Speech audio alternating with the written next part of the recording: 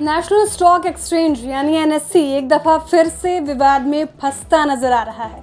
Market regulator SEBI ने NSC से इसके ट्रेडिंग एक्सेस पॉइंट यानी टीएपी सॉफ्टवेयर के कथित तौर पर गलत इस्तेमाल को लेकर सफाई मांगी है। ईडी की एक रिपोर्ट में इस बात का खुलासा किया गया है। आखिर ये क्या है पूरा स्कैंडल और इसे किस तरह से अंजाम दिया गया, पूरी जानकारी आपको देंगे इस रिपोर्ट में। इस मामले में इस तरह के आरोप हैं कि कुछ हाई फ्रीक्वेंसी ट्रेडर्स ने 2013 में एनएससी के प्लेटफॉर्म का गलत इस्तेमाल किया है और हजारों की तादाद में ट्रेड ऑर्डर्स एग्जीक्यूट किए। इस स्कैंडल से जुड़ी एक और बड़ी बात यह है कि ये सभी ट्रेड डिटेक्ट नहीं हुए, यानी दूसरों को इन ट्रेड्स की कानो कान खबर नहीं हुई। इन ट्रेडर्स ने एनएससी के ट्रेडिंग एक्सेस पॉइंट सॉफ्टवेयर को इस तरह से छेड़छाड़ की कि इनके शेयरों के खरीद फरोख्त के वक्त दूसरे यूजर्स को दरकिनार कर दिया गया। ये पूरा मामला तब खुला जब एनएससी के को लोकेशन स्कैंडल की जांच कर रहे आयकर अफसरों ने गहराई में जाकर छानबीन की। एनएससी में हुए को लोकेशन स्कैम में एनएससी की सीईओ और एमडी रही चित्रा रामकृष्णा और इसके एमडी एंड सीईओ रहे रवि नारायण पर आरोप लग गए थे और दोनों को ही जेल जाना पड़ा था। खैर, एनएससी के को लोकेशन स्कैंडल के बारे में आगे बताएंगे। फिलहाल मौजूदा मामले पर बात करते हैं।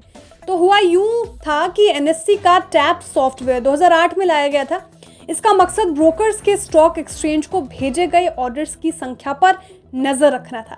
ऐसा इसलिए किया जा रहा था कि ब्रोकर्स से इन ऑर्डर्स के बदले ट्रांजैक्शन फीस ली जा सके। टीएपी कई सर्वर्स से स्टॉक एक्सचेंज को ऑर्डर भेजता है। अब बताया ये जा रहा है कि ट्रेडर्स ने कथित तौर पर एक खास सॉफ्टवेयर का इस्तेमाल किया और एनएससी के लगाए टीएपी सॉफ्टवेयर को बाईपास कर दिया और इस तरह से ट्रांजैक्शन फीस भी चुकाने से वे बच गए।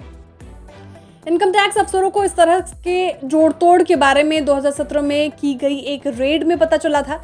2021 में एनएससी ने केरल हाईकोर्ट के रिटायर्ड जज अरविंद सावंत को इस पूरे मामले की जांच करने के लिए नियुक्त किया था।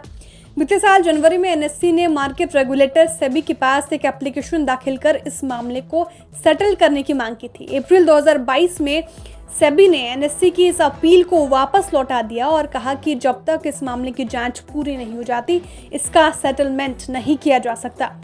अगर ये आरोप सही है तो एनएससी को तो चूना लगा ही, साथ ही आशंका इस बात की भी है कि इसमें आम इन्वेस्टर्स को भी नुकसान हो सकता है। सेबी के इस मामले की जांच करने से एनएससी की मुश्किलें बढ़ गई हैं, जिस पर पहले ही कोलोकेशन स्कैम और फोन टैपिंग करने का बड़ा दाग बीते वक्त में लगा है।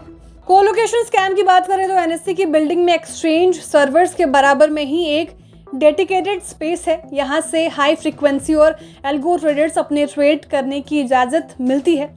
बाकी ट्रेड्स के मुकाबले यहाँ के लिए जाने वाले ट्रेड्स ज़्यादा तेज़ी से एग्जीक्यूट होते हैं। करीब एक दशक पहले हुए को लोकेशन स्कैम में ये आरोप लगा कि एनएससी के अफसरों की मिलीभगत से एक ट्रेडिंग मेंबर ओपीजी सिक्योरिटीज़ को 2012 से 14 के बीच गलत तरीके से फ़ायदा पहुँचाया गया।